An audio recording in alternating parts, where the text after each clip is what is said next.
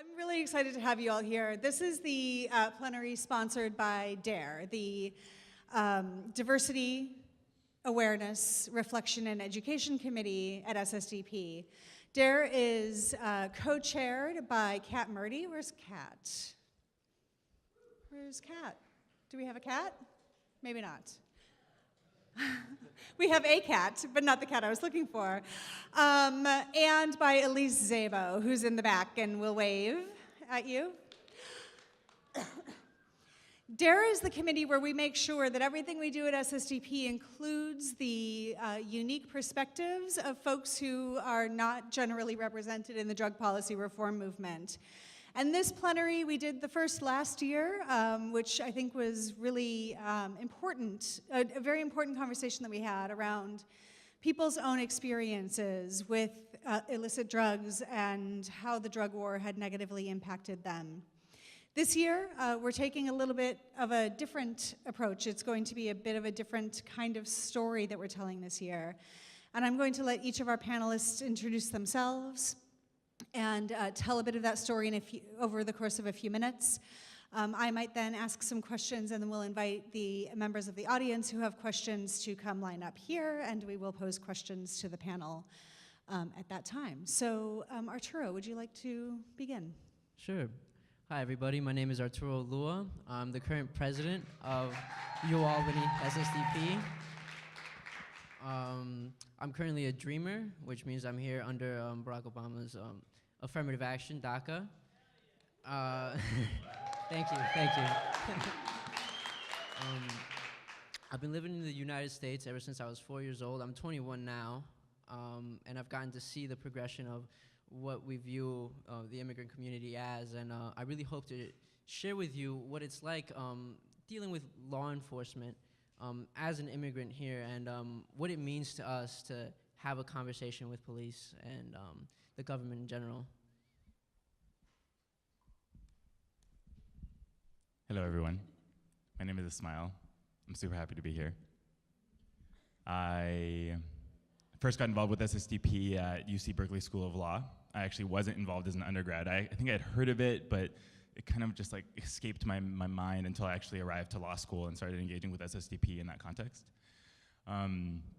My parents are both immigrants. My mom came from Colombia, my father came from Pakistan, and I was raised in like a multicultural, multi-religious household that really prioritized openness and progressiveness in the way that we engage with numerous complex issues, but had a particular challenging time when it came to my family experience with respect to drugs. And I'll go more into detail later, but the origin story around that kind of began with me as a Muslim post 9/11, really experiencing this disillusionment and dissonance between what I was being taught in my experience and then what I was seeing from the media and what I was seeing kind of reacting to my identity and my family's identity and my community's identity over time. And then when I was a teenager, I had an experience with psilocybin that completely changed my life and that really instilled in me what I call like spiritual resilience and like this deep curiosity about my own identity and my own experience that eventually led to me engaging with these issues around criminalization, around incarceration, and eventually around what exactly it means to be bringing access to psychedelic medicine and to these psychedelic substances into the world. So I'll go more into that in a bit, but.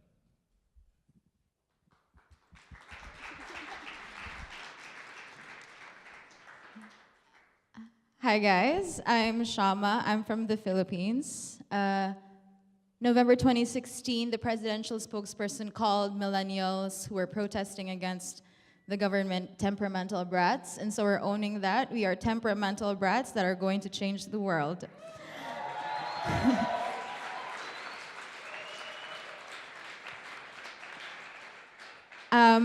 We got in touch with SSDP because of our campaign against the mandatory drug testing in schools, which is supported by our government. So they want to have drug testing in elementary and in high school.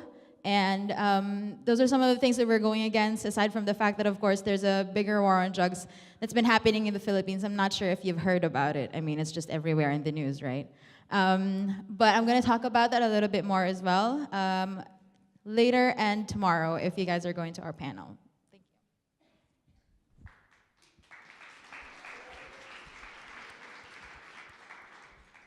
you. Hey everyone, y'all good?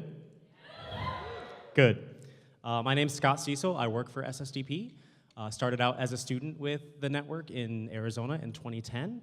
And today I'm going to talk a little bit about some communities that I feel are underrepresented in this network, specifically LGBT people like myself, people of color, but also people who are the children of formerly incarcerated individuals and people who come from communities that suffer extensively from poverty. And I would like to share my perspectives as one of the folks who draws from all four of those communities. And I'm very, very happy to have the opportunity to address this whole conference, and I couldn't be more excited about it. So thanks for having me.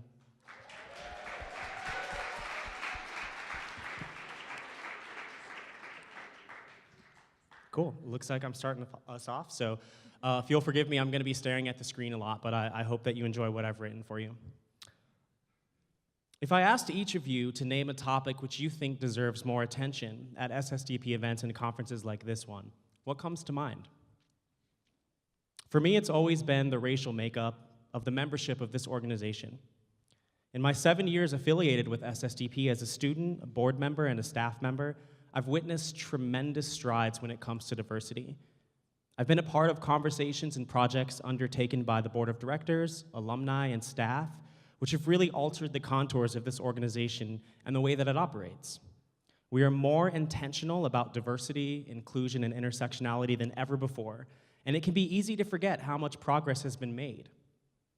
In recent years, I've had the pleasure of working with, supporting, and watching with awe and admiration a number of Black and brown students who have emerged as leaders in this network. At last year's conference, I witnessed one of many examples of the strides we've made together when, including alternates, more than half of the students elected to the board of directors were students of color, including 2 from Africa. You should clap for that.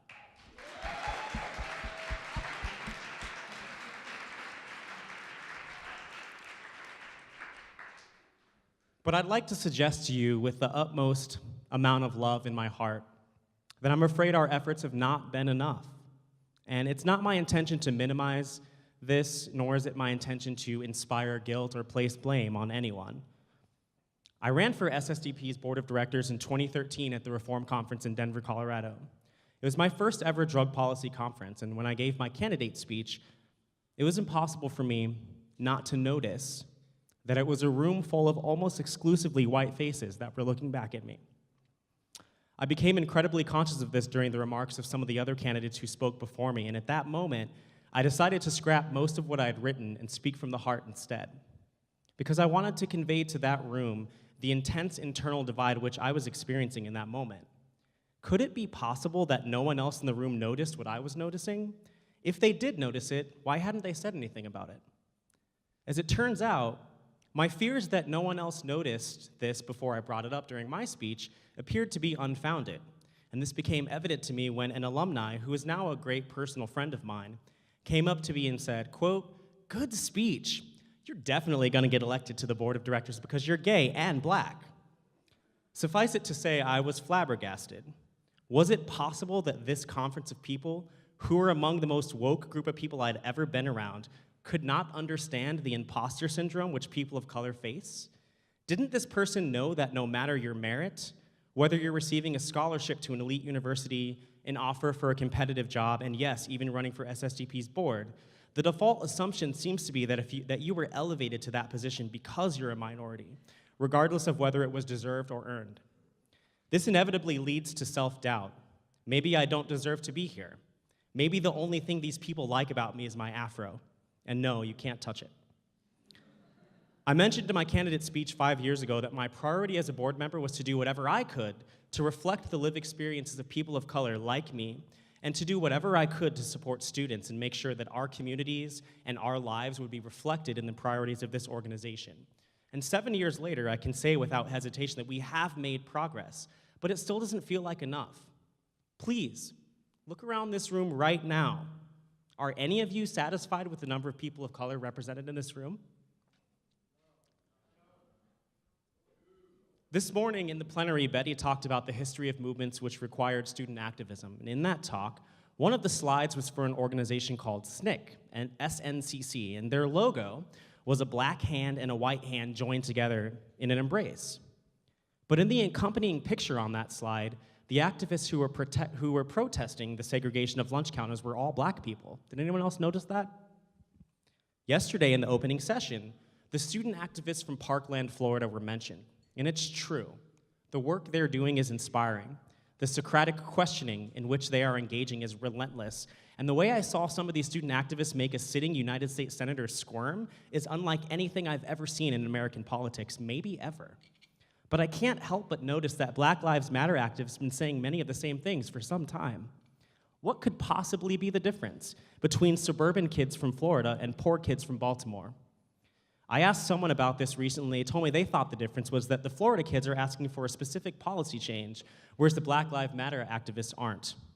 Is their request for police to stop murdering black people with impunity not specific enough? What does that say about our society?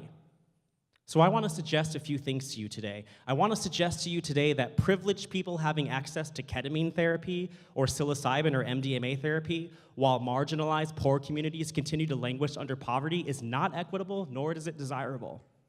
I want to suggest to you today that whiteness should not be part of the equation for determining who has political capital and who has a message worth listening to. I want to suggest to you today that having people of color at the table is not enough. If you're white, sometimes the best way you can be an ally is to give up your seat at the table. I want to suggest to you that in an emerging cannabis industry, which is part of a capitalist economy in our society, which has always exploited the labor and the bodies of black people, is not an industry we should support unless it's prepared to work for us.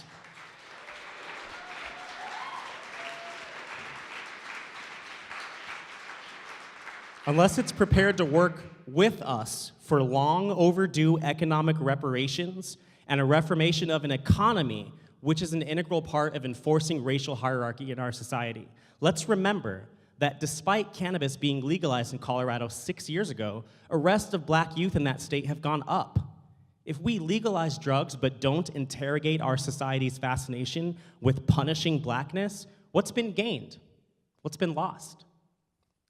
Finally, I want to suggest to you that simply working to end the drug war without interrogating the deeply flawed, unfair, and unjust nature of our society will fall short for the people who need real change the most. Thanks for listening.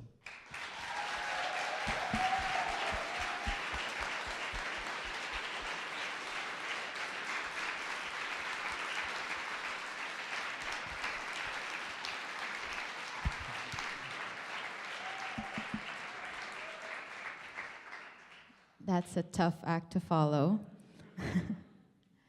I'm Shama again. I started being an activist when I was 14, mainly on violence against women and their children. I grew up in a broken home, so it's kind of, it's something that was very close to my heart. And ever since that, I became a community organizer. When I was in high school and in college, I started doing community organizing with farmer, fisher folk areas, because I'm a provincial girl. I love the beach, and I feel like I probably could play Moana if it was going to be like in a live thing or something. But what's happening in the Philippines right now is that we are experiencing and not experiencing. The government has waged its war on drugs. And this war on drugs is corrupt, this war on drugs is inhumane, and this war on drugs is very much unfair. Because the war on drugs that's happening in the Philippines is not only a war on drugs, but it's a war on the poor, and it's a war on the youth. I want to tell you the stories of the people that I've very much interacted with. And the first one is Rosa. Rosa is a community leader in the Philippines, and she has rolled out campaigns on safe cities, and she has done a lot of community organizing as well of women, and they're doing theater programs in Manila, Metro Manila, in Tondo. And Rosa, being one of the nasty women out there, got into a little bit of a fight with a barangay leader, and a barangay would be like a zone leader or something. That would be like the captain of, or the sheriff or something like that. And because she was in a fight with him, she got into a fight with him, apparently she can be put in the drug list because of that. And when you're put in the drug list, be scared for your life, because that's their basis of knowing, oh, we've already achieved this much in terms of killing drug people, people involved with drugs. There's also Jek Jek. Jek Jek is a member of my organization, Akbayan Youth in the Philippines. Jek Jek was a child in conflict with the law. So he was a kid who sniffed, we call it rugby. I'm not quite sure how to translate it. But yeah, he sniffed glue when he was younger because they were poor. And he needed something to forget the hunger, forget the problems at home. And while he was doing that, he got into crimes. So he was very young, and he stole stuff. He mainly stealing. And then he got into a rehabilitation center. He graduated from the rehabilitation center and eventually became a volunteer there. Just last year, Jek Jek was one of the people that got killed in the war on drugs. He was taking a bath in his house when three masked men, went and destroyed their gates, stormed their house, held his wife at gunpoint, and shot him in the head, shot him in the body. And the spot report of the police said that he fought back. How could he fight back if he was in the shower and there was no evidence of him having a gun in their house at all? Jek Jek is just one of the few people that are innocent, but are the ones that are, and it's not just harm, these are the people that have actually died because of the murderous war on drugs that has happened in the Philippines. Last year, August 21, people finally started to speak up. People finally started to go out into the streets because apparently our legal system is not working for us anymore. So we went out, we screamed at the top of our lungs, and the government sort of listened. They suspended the operations of the war on drugs from the Philippine National Police, and they transferred it to the Philippine Drug Enforcement Agency, which they said was a victory. Maybe. But as of this moment, a year and a half into the presidency of Duterte, 20,000 people have already died. 54 minors, and the youngest is a 4-year-old girl that just happened to be in the area. The war on drugs does not only affect people that are taking drugs, that are selling drugs, it also affects the people that are just in the area, that just happened to be there because the police needed to fill their quota, so they kill people for it. And you may not be able to experience that here, but other countries, the Philippines most specifically, experience that. The war on drugs has been waged in the name of the Filipino people, in the name of the safety of the middle class, in the name of the safety of the richer people. And so we say this war on drugs needs to be stopped because you can't people for the sake of our name. Thank you.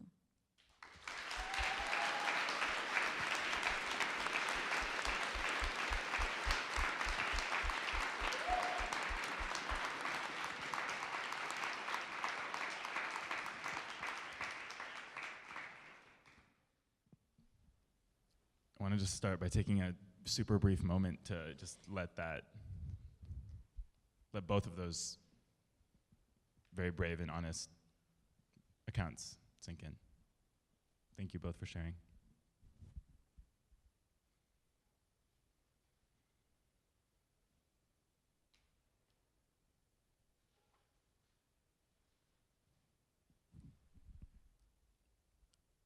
I was asked to come up here today to speak about healing and to speak about an experience that I had that involves the process of healing from generations of trauma in a variety of forms. But before getting there, I'd like to set some context, which I kind of alluded to earlier. When I was 16 years old, I had already experienced about 5 years of that dissonance I was describing to you earlier. 9/11 happened when I was 11 years old, and although at the time I did not understand the implications, it was soon after that I was confronted by what it meant for me as a Muslim and for my community at home. And the process of coming to terms with how I was being perceived by the state, by the United States government, by the military, and by these structures wasn't just like me coming to terms with this abstract reality. It was shown to me. I received threat letters to my high school after I was interviewed in 2005 as a 15-year-old about what it meant to be a Muslim in Fresno, California. I was verbally harassed, literally verbally attacked by an elderly Vietnam War vet when I was wearing a shirt that said the word Muslim on it in 2004 after swim practice, sitting with my friends at an ice cream parlor in the middle of an outdoor mall. The way that we as Muslims were that the perception of Muslims was being shaped after 9/11 and has continued to be shaped was a huge part of my political socialization, and it was not something I could avoid. It was something that was brought to my doorstep and something that I had to deal with. So part of that dealing with was understanding what that context was that I was operating in, and a lot of that came through my experience engaging with altered states of mind. And as I said earlier, I had actually 2 experiences with MDMA and with psilocybin when I was 16, both that helped really recalibrate my understanding of my memory identity and my own political context in a way that few other individual experiences could have. I spent many years after that continuing to experiment, and I never really understood why until much later, but my parents were not really thrilled about it. So when I was in my teenage years and early college years, I actually was one of those people that was really careful around and really cautious with law enforcement, and I only had a couple very specific instances that I will not go into right now. Not because they're really dramatic or anything, but because they're not relevant to this part of the story. But did have many run-ins with my parents, specifically with my mother. I want to talk about my mom for a second because she grew up in Colombia in the 1970s and 80s and left Cali, Colombia in 1986 to Fresno, California in the midst of the drug war in Colombia. By the time that my mom left Colombia, there were at least 50 murders occurring a week in the city in Colombia in the most dense parts of the violence. There was public executions by multiple cartels in multiple places. And at that point, no one felt really safe.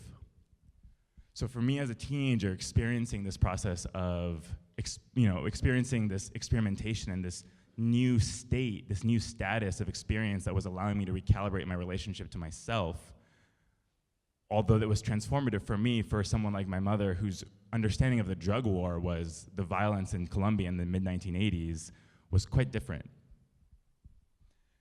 So although her and I had a tremendous amount of conflict around that, I really never understood exactly what it was. I knew, like, okay, she didn't want her kid to get addicted to things. She was worried. My mom was a dentist.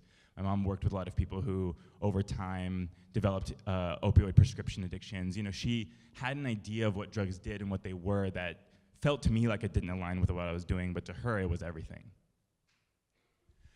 My mother passed away in 2013 after a 12-year fight with cancer, the last 3 years of which were very challenging for her.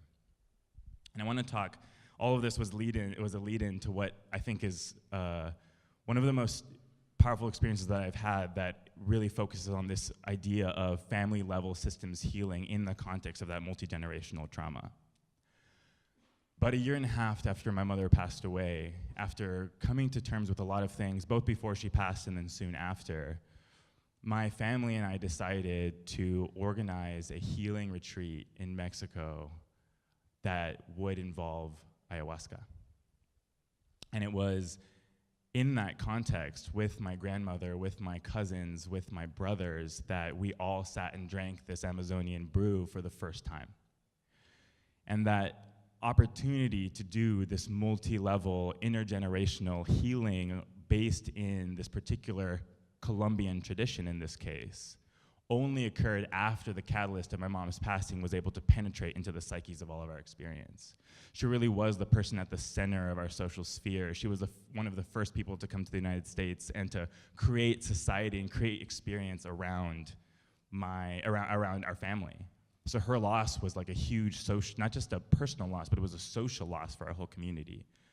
And it was in our experience with that, and specifically in the way that we were able to frame this particular methodology of healing to my grandmother, an elderly Catholic woman who had spent her whole life seeing drugs and drug users in the same way that my mom did, and to flip that only in relation to this deep desperation that my family felt. That process has been tremendously healing for us, and it wasn't just like we went and just did ayahuasca together. You know, we spent time in community. We cooked together, we hiked together, we created a whole system, and this kind of leads me to part of what motivates my work with MAPS and part of what motivates my work in the space of access to psychedelic healing, which isn't just, we were talking about this earlier on a panel, it isn't just like making it easy for people to access it when they need it. That's part of it for sure.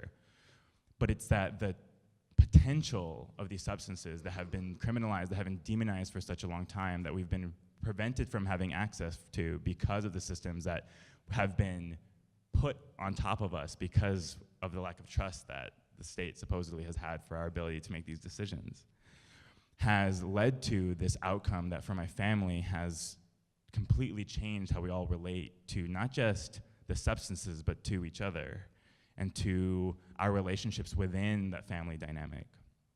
We've had a second opportunity to do a retreat like that last year, actually. It was right before psychedelic science, so you can imagine that whole week was really interesting and trippy for so many reasons. But it's made me realize that the goal here, and this is something I couldn't have realized when I was 16 trying mushrooms for the first time, isn't like that I can just go anywhere and like have my experience. It's that I'm trying to learn how to bring this to my family and to the people who I care about who need it even more than I do. And when I think about what that means and what these conversations mean, it's not just for me about the drugs. It's not just about the substance. It's about the portal that they can provide to something that is missing for people, regardless of whether or not they're criminalized, regardless of whether or not they are able to find those portals or not.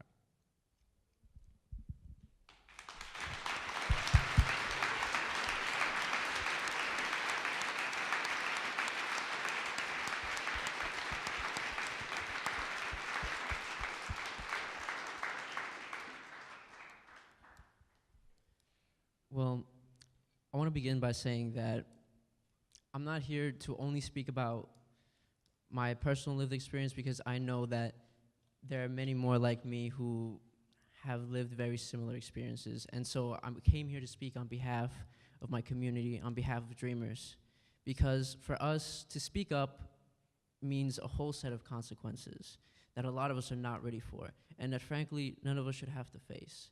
And I could never blame somebody in my situation for just deciding to sit down and not speak up about the war on drugs or about our rights.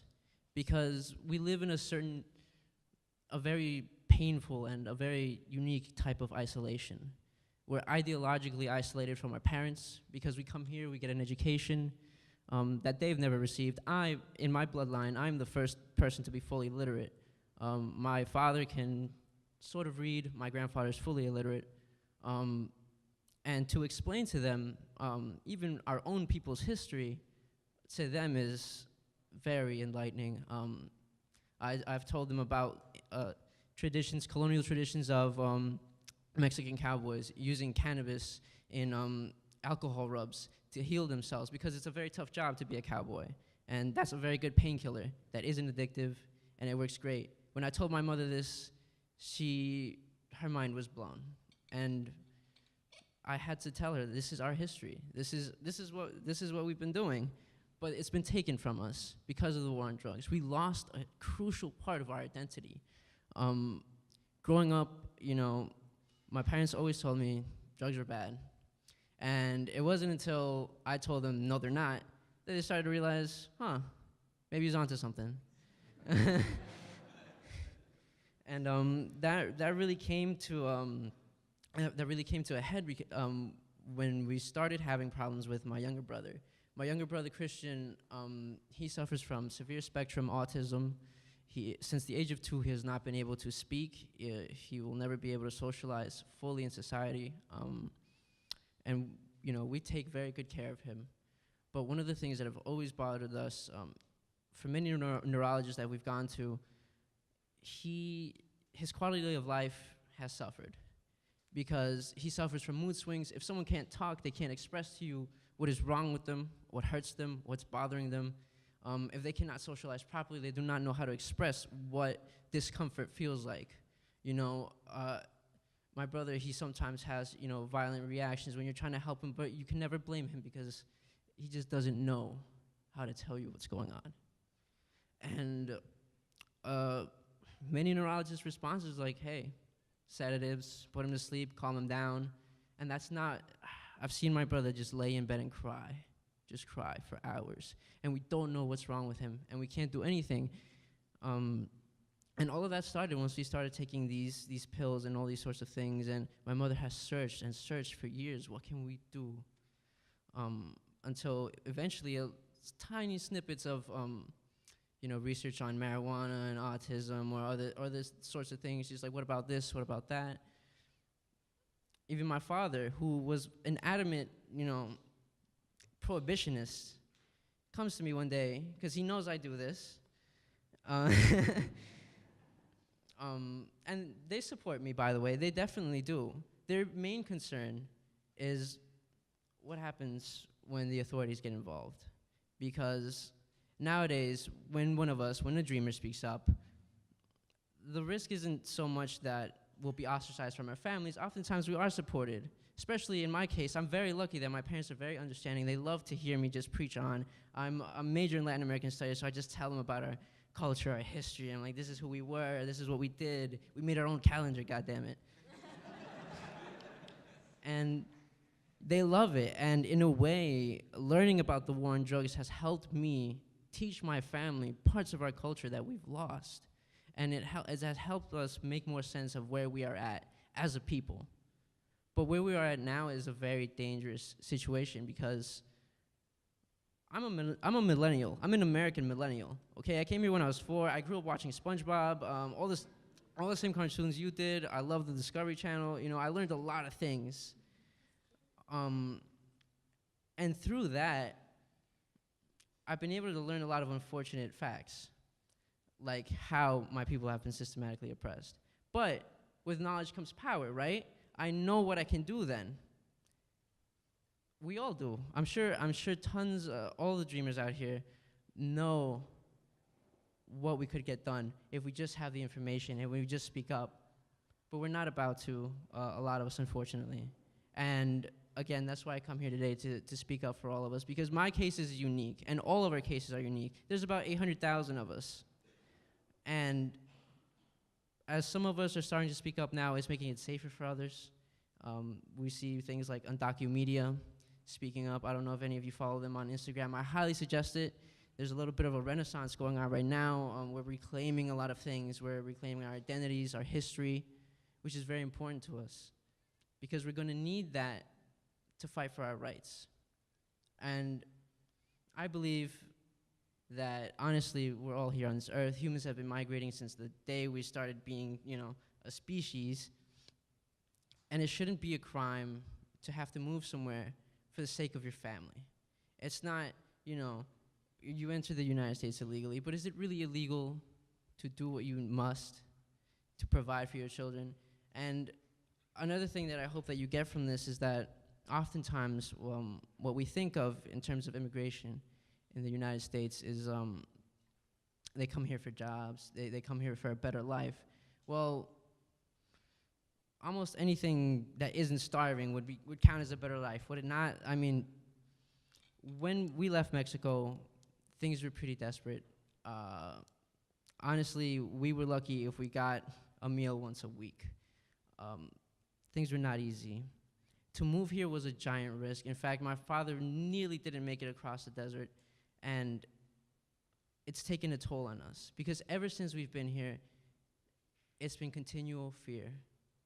I remember when I was 5 years old, and you guys know that that first kindergarten class you have where they're like, okay, if an emergency happens, call 911, the cops will come, the police will come, and everything will be okay. How to do that, how to deal with that. I get home, and my mother, who would always ask me, what'd you learn in school today? I told her that, and she sighed. She said,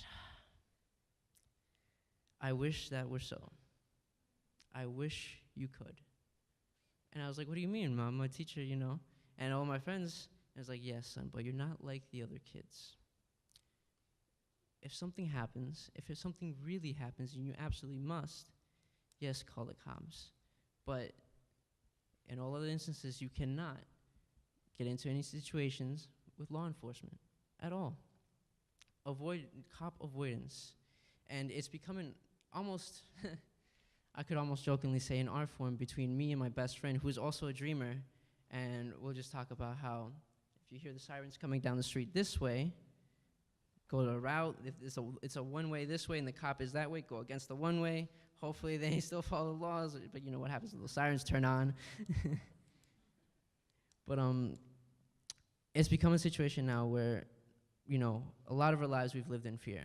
And it's not until recently that we've been able to say undocumented and unafraid, that some of us have been able to say, you know what, yes, I am in this situation, but I'm not afraid to say anymore that I am undocumented and I want my rights because I've been here. I am part of this country just as much as anybody else. I've contributed, I'm a scholar now, and I have something to say.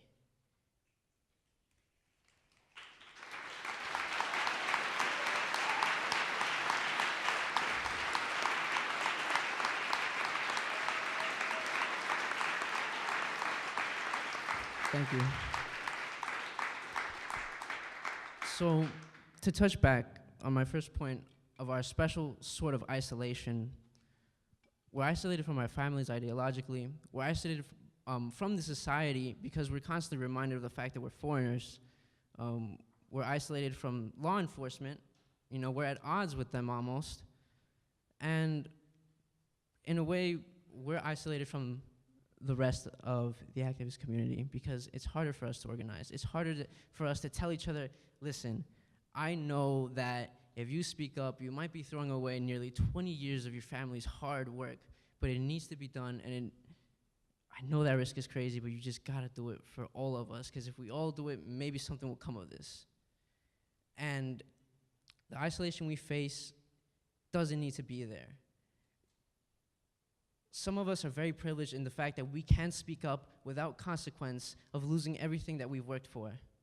And if you can, and you can, help us. Speak up with us. Fight alongside us. Be our ally. Because we need you. We need you to do and say the things that a lot of us are afraid to. That a lot of us just can't risk. We can't make that sacrifice. Because our parents work day in and day out to put bread on the table. And we just have to we have to validate their sacrifices. That's our main focus for a lot of us. Make something out of us so that all the crap that we went through is worth something in the end.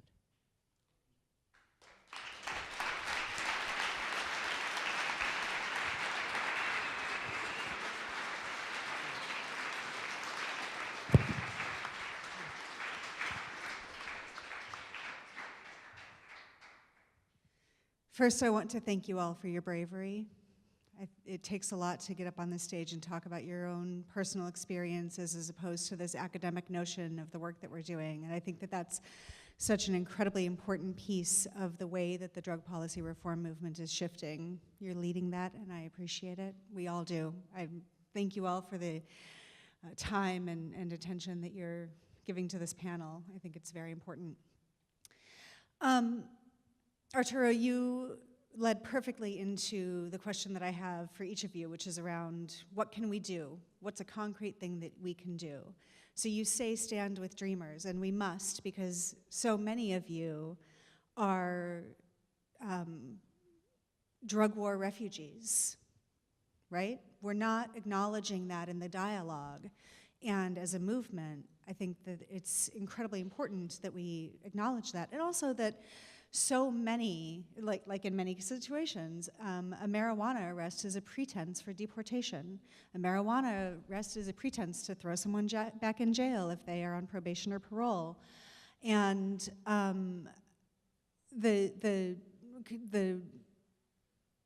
interconnections of our movements are so deep that I think that we must stand with you. So if you had to give us one concrete action that everyone in this room could take today, what would it be? Well, right now there's a lot of movements being made in terms of advocacy for people who have been incarcerated unrightly and are in due process for deportation. There's a lot of fundraisers being held for, let's get bail for this person so that they can at least say goodbye to their families before they leave. These sorts of things, they happen very quickly through social media, and if you can just follow those, those pages and help spread the word when things like this happen. And Documedia does a very good job of it. When someone is apprehended, they say, hey, we need to raise this much money to get this person their bail, or we need to get this community going with this sort of program. Just share it. Just share the post. Social media is really such a powerful tool for our advocacy, and just putting those numbers out there, just putting that message out there will help reach others. And I really believe that if the message is ubiquitous that, hey, us streamers are speaking up, more of us will be encouraged, and you will also encourage allyship with others who are also trying to fight for their rights. Because at the end of the day, we want the same thing. I'm sure if you ask any dreamer, we're all very knowledgeable on the war on drugs because we know what it's done to our cultures, and it's why we're here. It's why a lot of us are here. So our fight is the same fight, Thank you.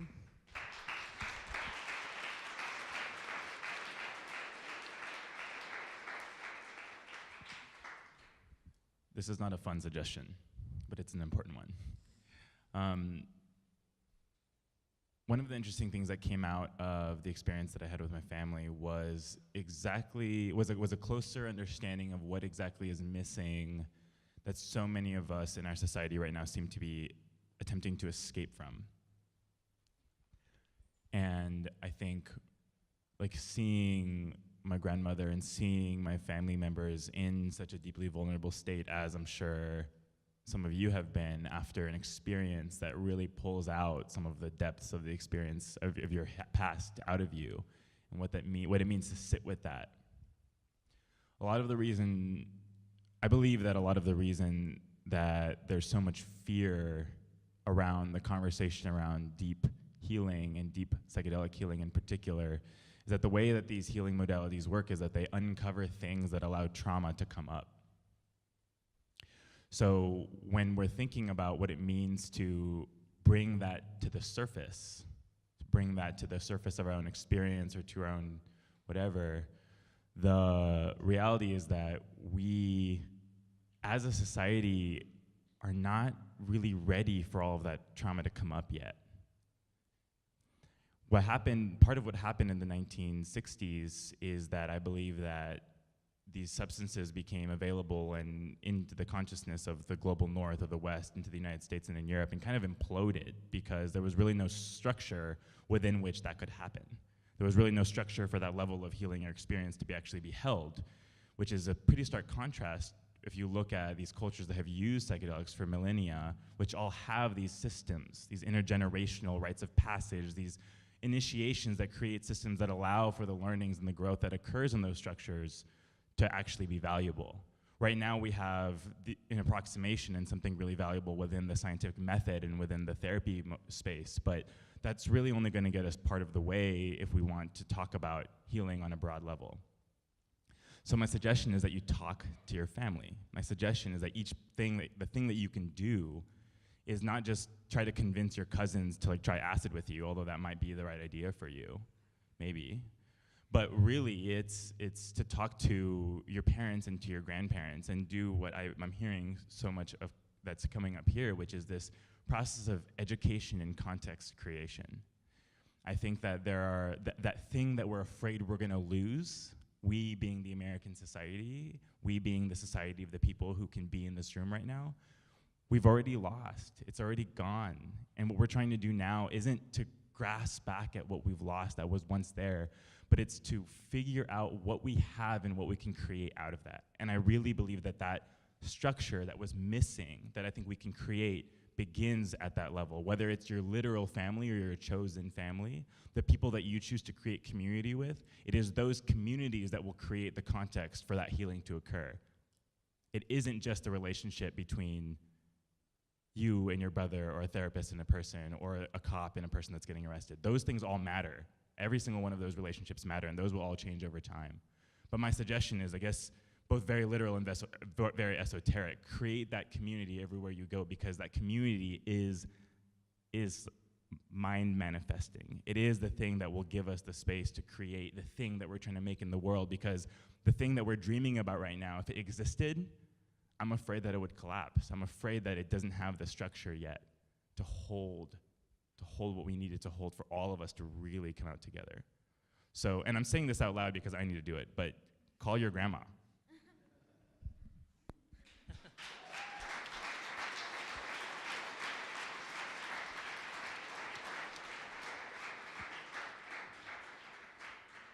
The struggle in the Philippines is something that needs to be, fought in the Philippines. Now, I'm not asking everyone to like move to the Philippines and do all that. But what I'm saying is that what we can't do in the Philippines, you can do here in the States. David Borden, I'm not sure if he's here. You can check out specifically the booth on stopthedrugwar.org.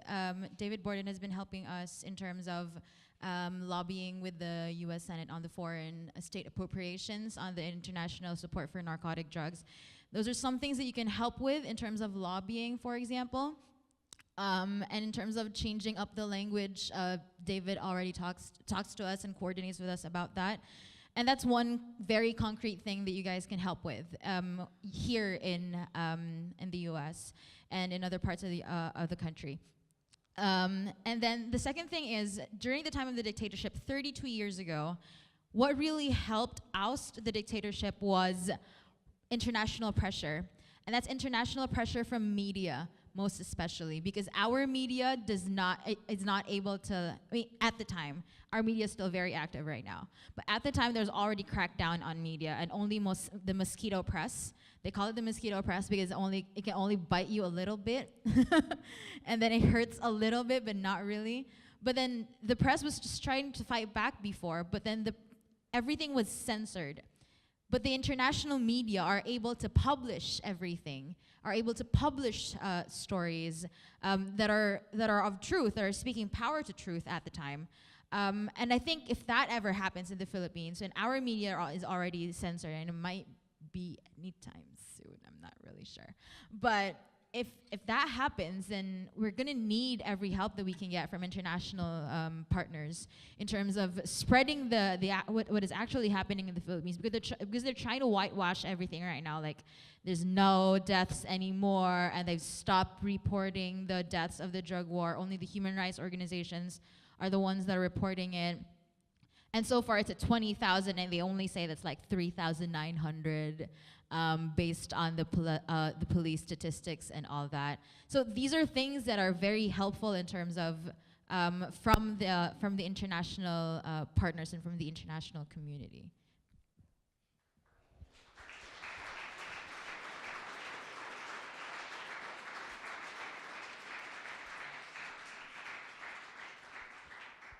Concrete thing everyone in the room can do. I think there's a really simple one, which is to reject and refuse to participate in the white supremacist capitalist heteropatriarchy that is the American empire.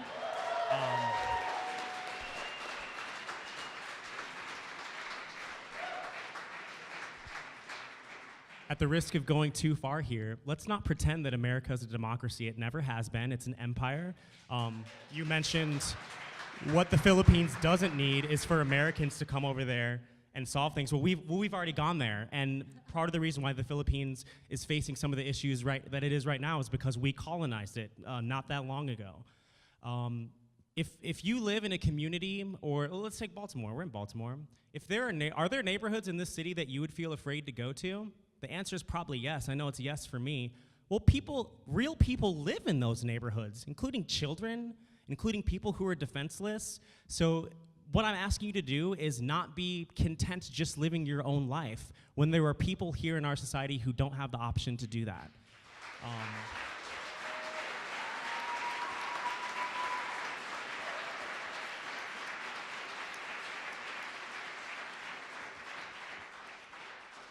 I'll just say a final note, because I know, forgive me for getting political here, but I mentioned Parkland and I mentioned the gun debate, or whatever you want to call it.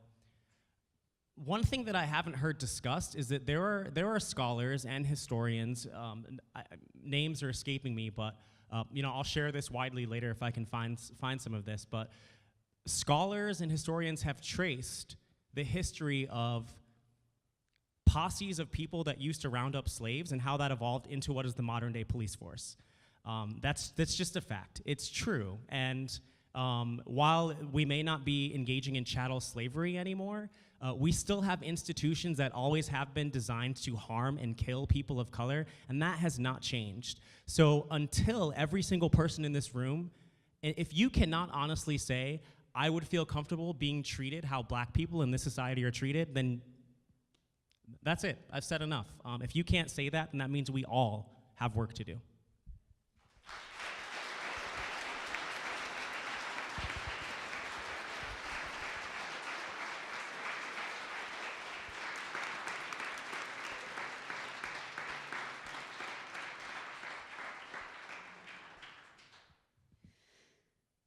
We have time for one, maybe two questions from the audience, and I'm going to use moderator's privilege. So if anyone has a question that they would like to ask.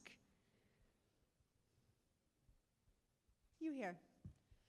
I'm sorry, I don't know your name. You can holler it. Or you can, here, I'll come to you. I go to Binghamton University. I'm a junior. One thing I feel like we need to do as a program and organization is reach out to minority communities more. I'm one of the only black people I feel like that's on my organization here at Binghamton University. It's kind of an issue that we have on campus that not a lot of white people or like any person of non-color like reaches out to the minority community, and it's an issue. Like, don't be afraid of us. Like, I'm one of the people who literally walks around and says hi to everyone all day. Like, it shouldn't be an issue that we, as a community, don't have enough like drug outreach, In my community at home, I come from Brooklyn, come from a very impoverished neighborhood. I live in a brownstone, by the way, like something I have. But like we don't reach out enough to the minority community. It's an issue. It really is a big issue because we don't have enough issues like we have too many issues surrounding drug problems, especially in Binghamton, New York. It's 90% students there. The 10% that do live there full time are like people who come out of jail full time for drug use. People who literally live in impoverished neighborhoods. I personally live near a couple of them where like it's a house squatting. Like it's bad, and we need to do something about that because small towns and like school populated areas are something that really have an issue. Yeah, like can we do something as an organization? Because like I feel like that's the problem, and we all need to reach out. Like it's just one literally conversation, and boom, you have a connection. If we can all sit here and do this like right now, we can all sit there on our campuses and reach out. Take 2 seconds. Like, can we do that, guys?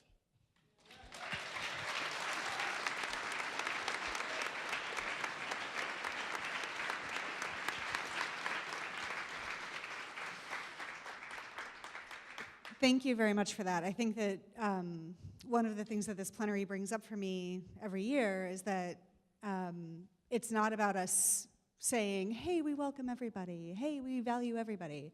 It's about us standing with people who are in the struggle in different ways, standing with them so that they know that we will be there with them, we will be allied with them, and that we trust them to lead their own movements, whoever they might be, who are different from us, that we trust them to lead their own movements, to do their own work. We are going to stand with them so that when we need them to stand with us, they are going to trust us to listen to what we have to say about the war on drugs, right? Like, we're all here because we have this sense, I think, many of us are here, because we have this sense that the war on drugs itself is a tool of oppression more than anything else, right? So let's make sure that we can spread that message by building real relationships with people who look different than us, who have different life experiences. Thank you so much for sharing that about Binghamton. I really appreciate that. And one more question? You gotta come to me. Can't move that fast.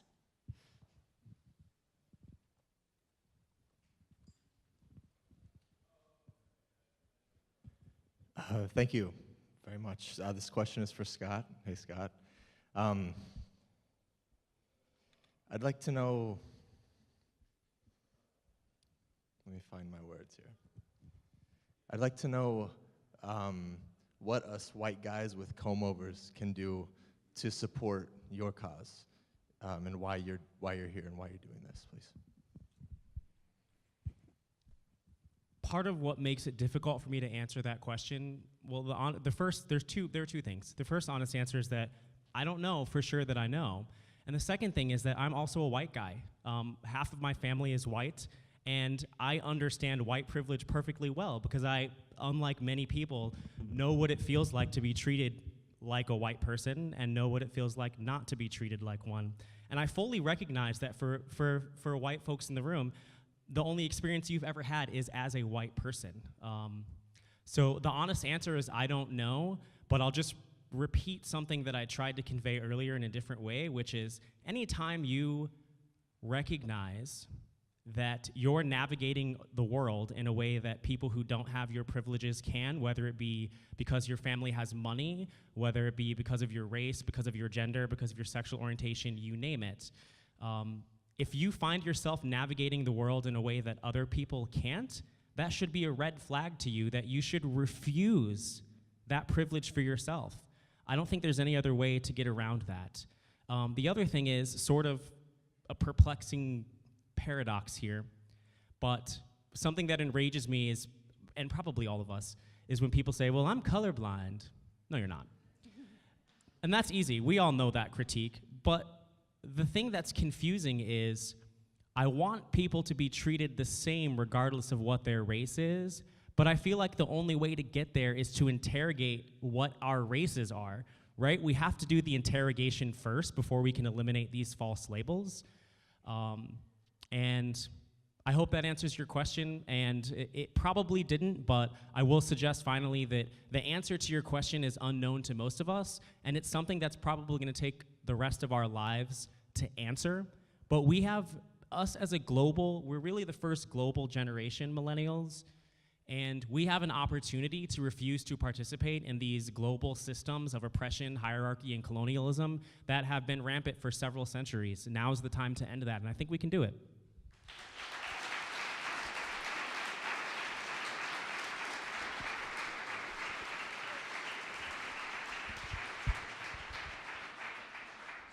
Just to add on to that, I have one small frame that was recently helpful for me in understanding how to communicate this to people, which was the question of burdens.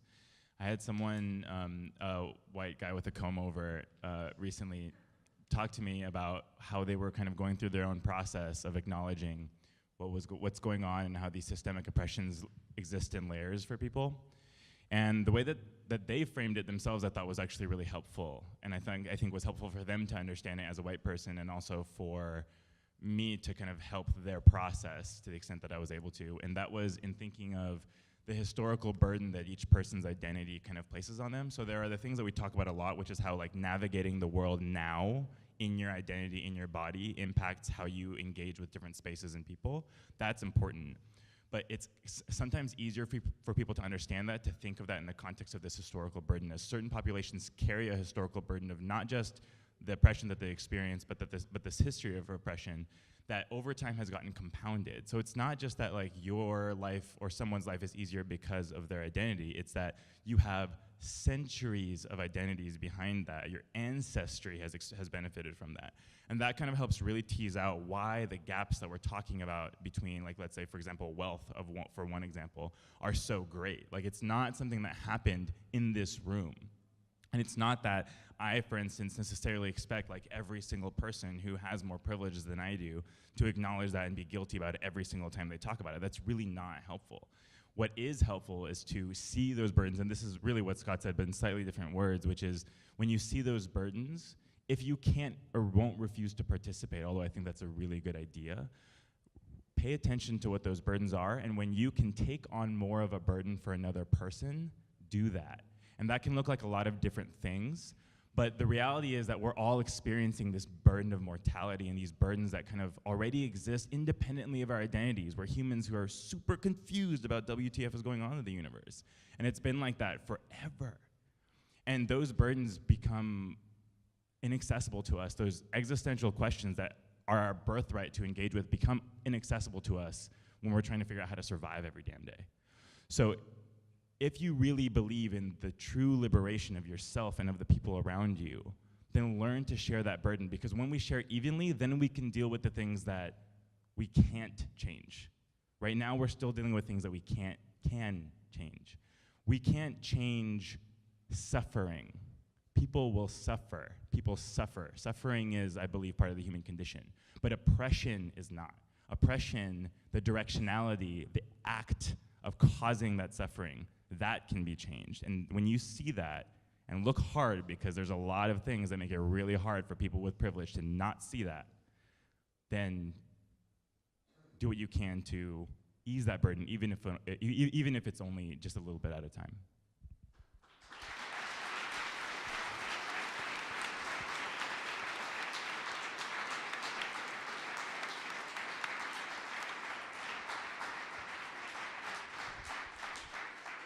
How about these four extraordinary humans?